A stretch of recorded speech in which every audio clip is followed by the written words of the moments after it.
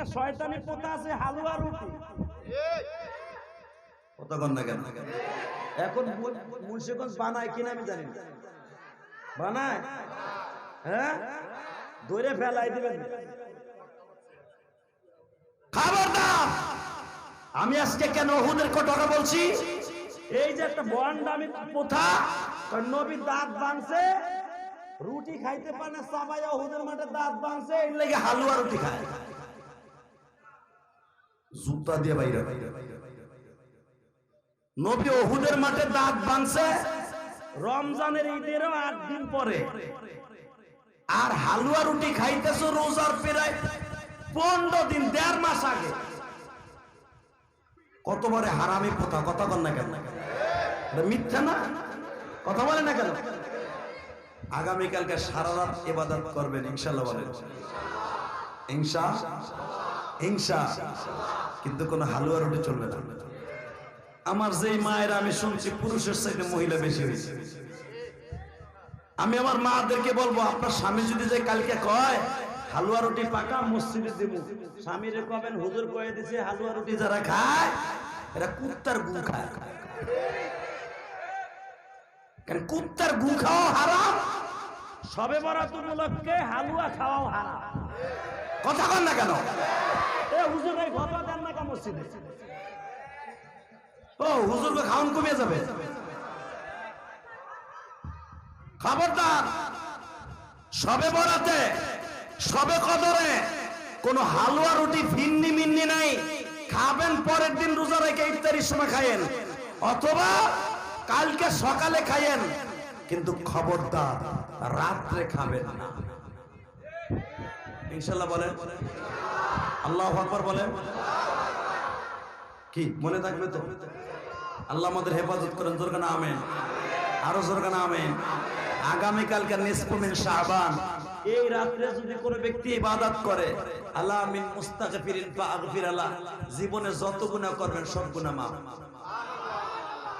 আল্লাহ সুবহানাহু ওয়া তাআলা আসতে কইছে গো বাড়ি ঘর তুমি চিনো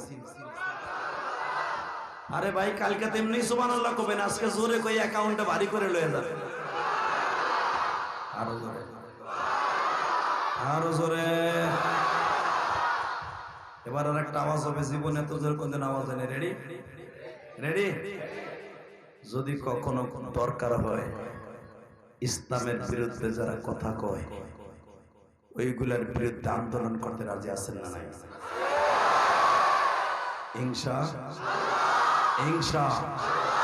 ইনশা জীবন যা কার থাক কোনোদিন ফাতিরের সামনে মাথা নত করবো না আমার বাংলাদেশের মানুষ এমন মানুষ আমরা কোনোদিন পাকিস্তানি হানাদার বাহিনীর কাছে মাথা নত করি নাই আমার মা বোনদের ইজ্জত নষ্ট করেছে আমার মা বোনরাও বেঈমানদের সামনে কোনোদিন মাথা নত করে নাই আমরা বাংলাদেশের এমন একটা মানুষ পৃথিবীর কারো কাছে মাথা নত করি না ঠিক না বেটি যদি করতে হয় কার কাছে করি কার কাছে করবেন ইনশাআল্লাহ বলেন ইনশাআল্লাহ মারহাবা আমার নবী যে বললেন আল্লাহ পাক বলেন ওমা আরসালনাকা ইল্লা রাহমাতাল লিল আলামিন সারা দুনিয়া রহমত আমার নবী কোন সন্দেহ আছে জোরে কর ঠিক আমার নবী যে সারা দুনিয়া রহমত এটা প্রমাণ করে দিয়েছে হযরত জাবের এই মুসলমানের পোলা খন্দকের যুদ্ধে আমার বিশ্বনবী অর্ডার দিলেন ও সাহাবীরা ওরা হইতেছে 5000 এর উপরে আর আমরা হইতেছে 3000 ভয়ের কোনো কারণ নাই আল্লাহ যদি আমাদেরকে রক্ষা করে ইনশাআল্লাহ আমরা বিজয় হব মারহাবা বলে হঠাৎ করে এক সাহাবী দাঁড়ায় বলে ইয়া রাসূলুল্লাহ আমরা যারা দেখতাছি আর আপনারা জানেন খন্দকটা হইতেছে একবারে মদিনার ভূখণ্ডে মদিনা মসজিদে নববী থেকে মাত্র 1.5 কিলোমিটার দূরে আমার নবী বললেন একটা কাজ করো কি এখানে একটা খন্দক খনন করো খাল খনন করো এই খালের ভিতর যদি ওরা নামতে আসে শৈল মাছের মতো কোবাইয়া শেষ করবা আল্লাহু আকবার বলতে পারলেন না আপনাকে মন খারাপ আর মাত্র 5 মিনিট কথা বলবো হ্যাঁ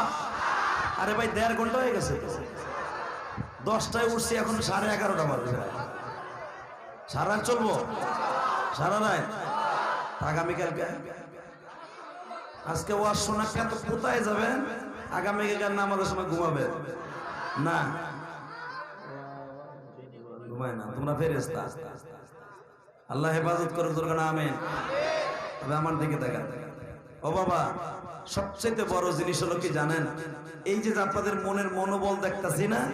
এটাই আপনাকে জান্নাতের রাস্তা বন্ধ নিয়ে যাবে। তো জাবের রাদিয়াল্লাহু তাআলা বলেন, নবী গো, আমি দেখতেছি সব সাহাবীরা সকালবেলা এক গ্লাস পানি আর একটা খুরমা খেজুর দিয়া সারা রাত খালখরণ করে, সারা দিন খালখরণ করে। নবী গো, আমার একটা খেজুর বেশি দেন, আমার গায়ে শক্তি বেশি, আমার পেটের ক্ষুধাও বেশি।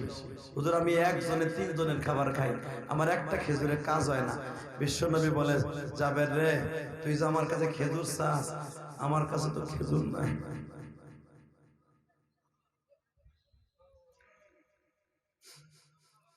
আমরা কত খাবার ফেলাই দিই, তাই না? বিবাহের অনুষ্ঠানে গেলে রোস্ট একটার জায়গায় 2টা লই, অর্ধেক খাই অর্ধেক ফেলাই দিই। আর যুদ্ধের মাঝে আমার খাবার নাই।